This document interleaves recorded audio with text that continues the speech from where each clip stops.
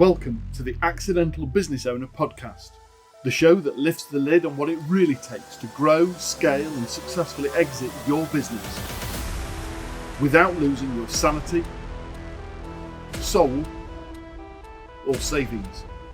Real stories, raw lessons, proven strategies. Let's dive into this week's episode. Hi, Jay Allen from My True North and the host of the Accidental Business Owner podcast. Delighted to have you with us here today as I start talking about the difference between growth and scale and how to be able to do so without selling out either your soul or being able to do so with a values-led leadership. Let's dive straight in and talk about the difference between growth and scale.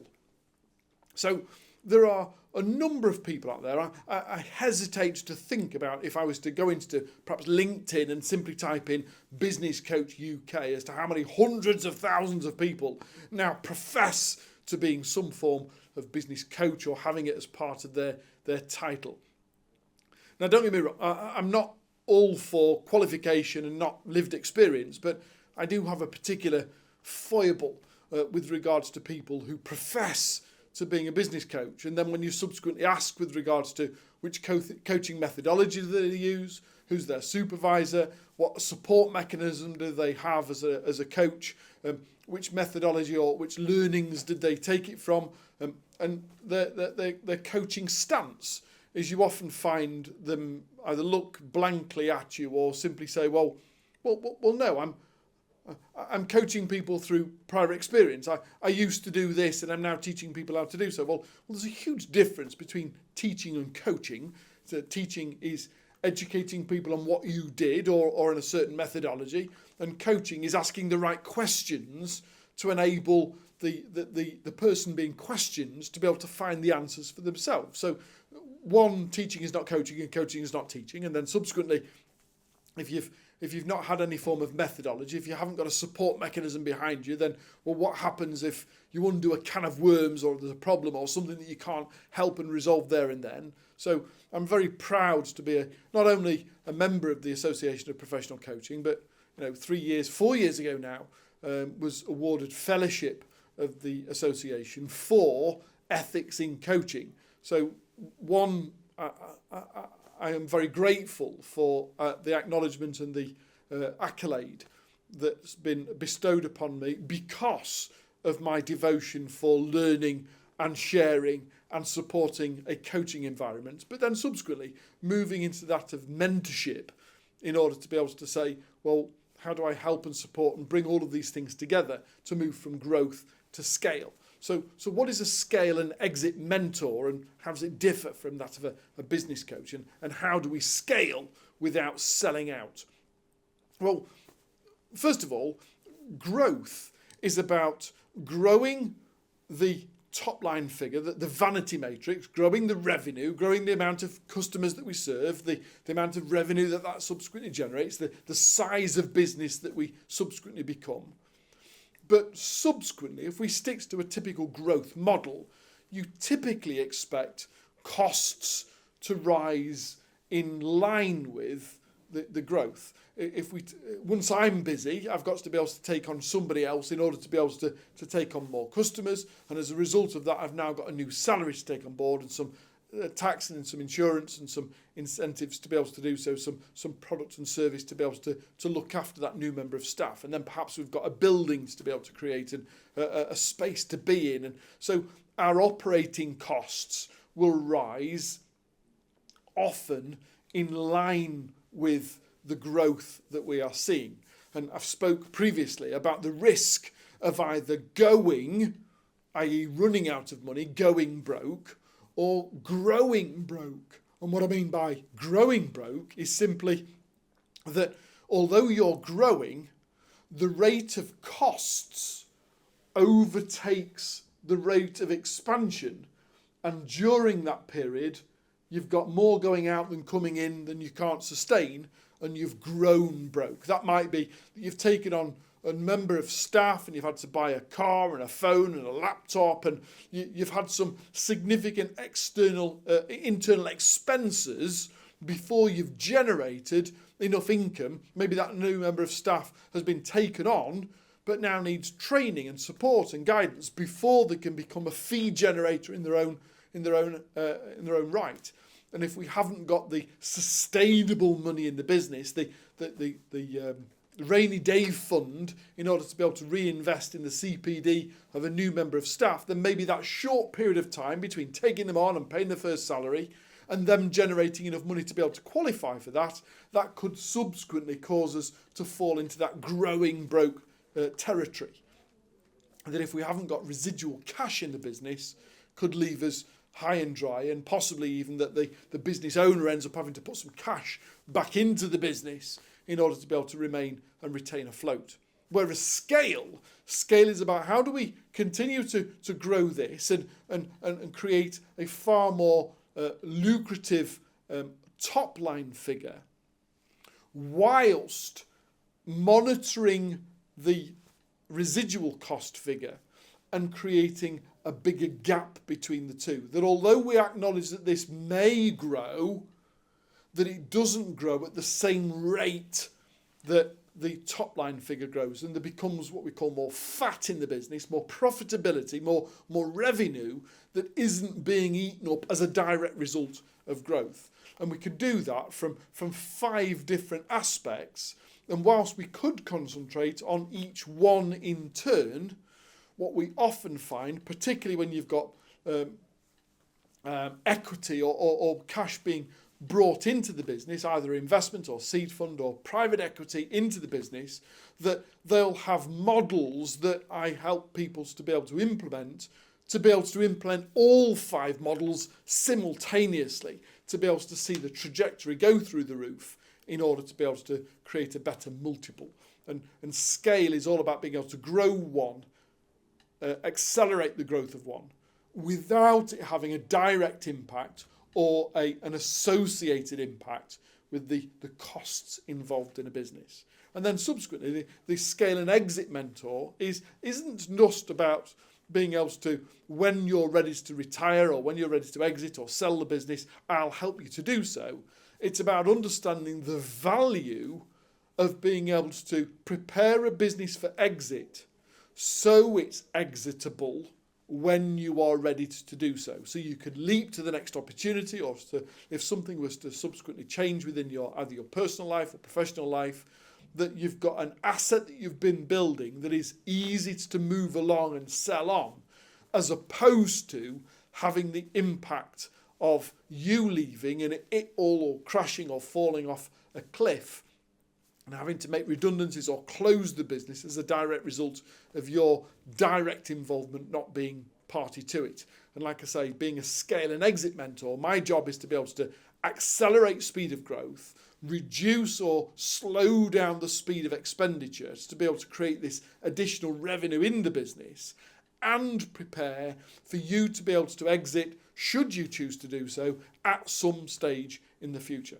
Now, what I've subsequently seen over the last 10 or so years of having done this for well over 800 other businesses in the last 10 years or so, is as they continue to eat up the market, as they continue to grow and evolve and develop, and to start becoming a major player in their sector or field, that they allow their values to erode, and they go from a very, very, very niche, because we've learnt how to do that through our Pillars of Progress programme, as to super niche to be relevant to a few specific individuals that we can charge a high fee for, that as we've accelerated and exhausted that market, we start to become a broad spectrum, and we almost deviate to I could sell anything to anyone, and we become more interested and concentrated on the revenue that it generates as opposed to sticking to our original core values.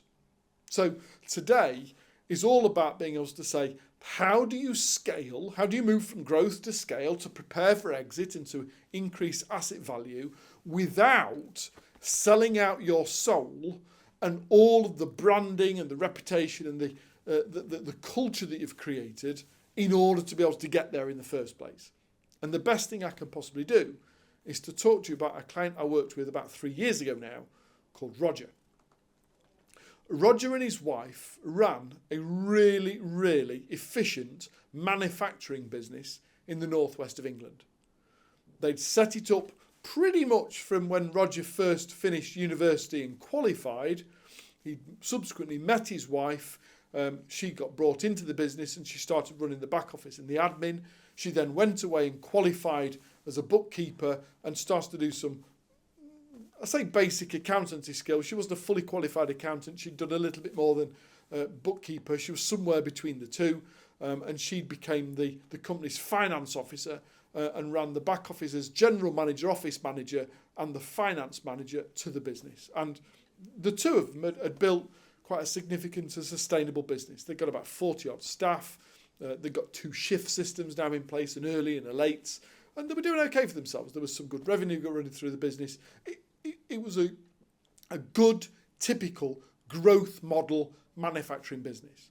And we started working together about 4.5 years ago now to look at what would a eventual exit plan look like and what would we need to do to change and amend in order to be able to make that attainable. So we'd identified that where they got to, we'd identified that there was the need to be able to empower a management committee and to form a management team and to be able to have the standard operating procedures and the systems and processes in place to enable us to pass over authority to them. And it was agreed that over the next 12 months of working together, that he was going to move from being the very, very, very hands-on managing director of the business and move towards becoming a chairman with somebody else in place ready to be able to take over. And we'd identified that the current operations manager was going to subsequently become an operations director and over the next 12 to 24 months be coached and mentored by him in order to be able to become the interim and subsequent managing director in situ for at a time when he was ready to retire. And that was all the plan and ready to put in place.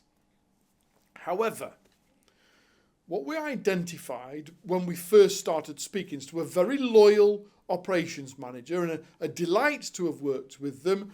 He'd been there at the very beginning. He'd been one of their first employees and had slowly worked as an apprentice and subsequently as a hands-on operator and then became a team leader and eventually a manager and a shift manager. He'd worked all the way through the business. He'd been there for 18 years. He'd been an incredibly loyal member of staff. And it was logical that he was going to become from operations manager into operations director and potentially the interim managing director or the potential new head of the business at some stage in the future, allowing the current owners to be able to move into the role of chair. However, during that first initial conversation with a very, very devoted operations manager, we subsequently learnt of his aspirations for the business at some stage, should it ever become available for him to do so. The desires, the uncertainties about some of the decisions that the existing owners had made, that he'd gone along with as a loyal member of staff, but being given the opportunity to be able to discuss as to how he was very adamant that I wouldn't have done it that way.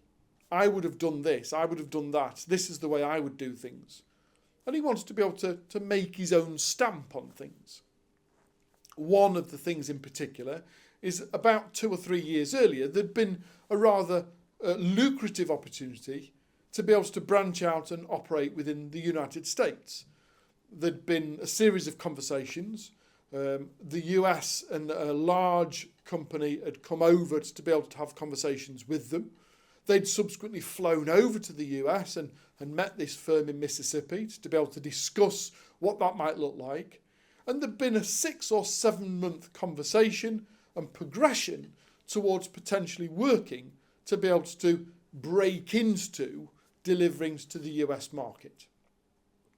And at some stage during the latter period of that period of time, the decision had been made that it wasn't the right thing for this company to do, and they'd retracted and said, thanks very much, but this is not for us at this time.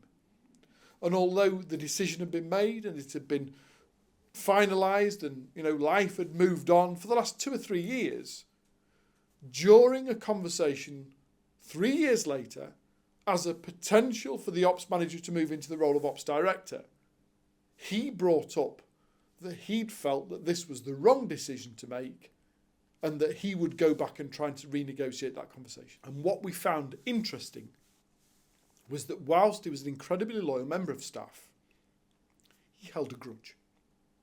There was something about that particular contract that he'd seen an opportunity for him in his role in business, for where the operations manager was likely to lead to, that even though he'd remained loyal to the company and to the owners, that he felt that they'd made a bad decision.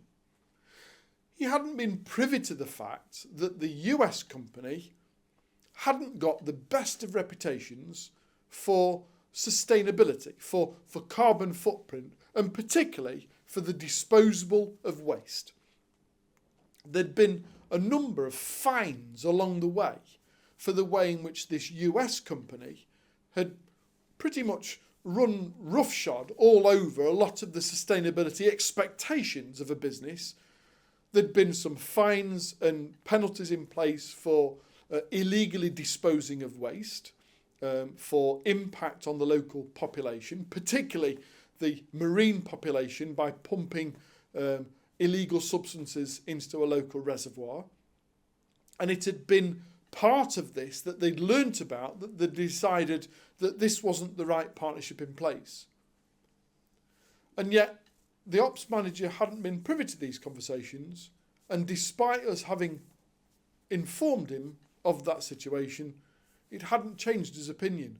But the revenue that it had generated, it would have given us opportunity to be able to move into the US, to become and he saw the revenue opportunity, that he was willing to turn a blind eye to some of the things that they were doing in order to generate that type of revenue. From day one, you've gone into the world of business and you've not only delivered a product or service, but you've identified your target client audience, you've identified as to who you are, what you do, why you do it, and how you do so.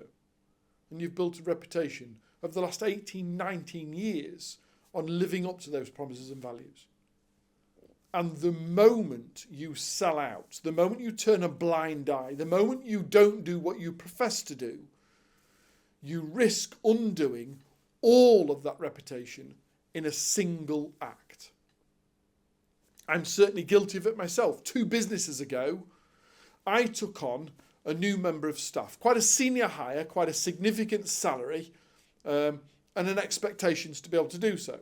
And when we found that it was going to take just a little bit longer than we'd first envisaged before this person was going to become a financial asset to the business, I relaxed the manner in which we vetted or nurtured our prospects in the pipeline. I started to open the floodgates a little bit and attract some more business, thinking, well, it's not the type of business I would have wanted to do, but he's got a great reputation and he'll be perfect at it. It's a different skill set, it's a different character, he'll be great. And sure enough, some of the business that we won, some of the new business that we won, it was not the type of clients I wanted to be doing and the type of work I wanted to do, but he was delighted with it, he was thrilled to be busy, and he was good at what he did. The knock-on impact was the halving of the lifetime value of our existing customers when they saw that we started to trade in other fields. Our existing people, the people that I was trading with, the people that I'd already got a relationship with, that started to query and question the true values of who we were. And thankfully this is 2 businesses ago now, and I've learned a big lesson from doing so. But they started to query and question, are we actually who we say we are and what we do and our values? Are they really important to us if you're actually doing that as well? And it wasn't until the following year and the end of the second year when we started to notice lifetime value had depreciated quite significantly from 3.5 years down to about 19 months before we realised the long-term impact of widening that out and not being really true and sticking to our core values. So, standing up for what you stand for, meaning what you say, living up to your brand and reputation, and understanding that there are 8 billion people on the planet right now, and it grows every day, that there is sufficient work out there in any sector, in any industry, to become industry leaders by sticking to your roots, by sticking to what it is that you are, for who you are, for being able to truly grow and evolve and develop in that lane, as opposed to chasing the short-term wins of short-term cash at the expense of long-term reputation. There was a study released recently, about 6, 7, maybe 8 weeks ago, at the time of recording this, that suggests that if you mar a relationship, if you're in a business relationship and you do something that is skewed from what they expect, if there is some aspect, even as a returning customer, that they see and they experience that isn't what they expected. Maybe you regularly go to a restaurant and you go on one particular occasion and the food's not so good, the service isn't so good, the environment isn't so good. Something happens and it mars your expectation of what is to happen. That sticks with us for between 9 and 13 years later. That we might still go back in a month or a quarter or 6 months' time, and we might have a better experience. We might go back to what we expected the first time. They were just having a bad day. And yet the memory of that, the measure that but do you remember 3 years ago when we went for so-and-so's birthday, and it was the memory of that, the measure, I call it the bruise on the relationship that we have, can last between 9 and 13 years later. And the impact that might have on returning trade, on repeat business, on recommendations, on referrals, as a direct result of selling out our soul for short-term cash. So scale is about being able to accentuate and accelerate one without it having a direct impact on the other. Exit is about being able to prepare for exit regardless of when you choose to apply it. And doing good business is good for business is all about being able to staying true to your core values and the relationship and the reputation and the brand that you've already built that's got you to where you are. Because you can chase good cash anywhere. But trust me, the relationship that you have with the existing customers that have led you to where you are today is critical in order to not be measured in 6 and 8 and 10 and 12 years later to determine the pivot that you made and the impact it has. You've only got to look at somebody like Kodak to understand what I'm talking about. God bless, take care, and if you'd like to learn more, simply click on the QR code at the bottom of the screen or follow the link in the show notes to understand how to be able to get your business scale-up assessment score and how to improve it. God bless, take care. I'll see you next week. Thanks for tuning in to the Accidental Business Owner podcast with me, Jay Allen. If today's episode sparked a thought, challenged your thinking, or gave you a new tool to grow smarter, share it, rate it, and don't forget to subscribe so you never miss a moment of transformation. God bless, take care, and I'll see you again next week.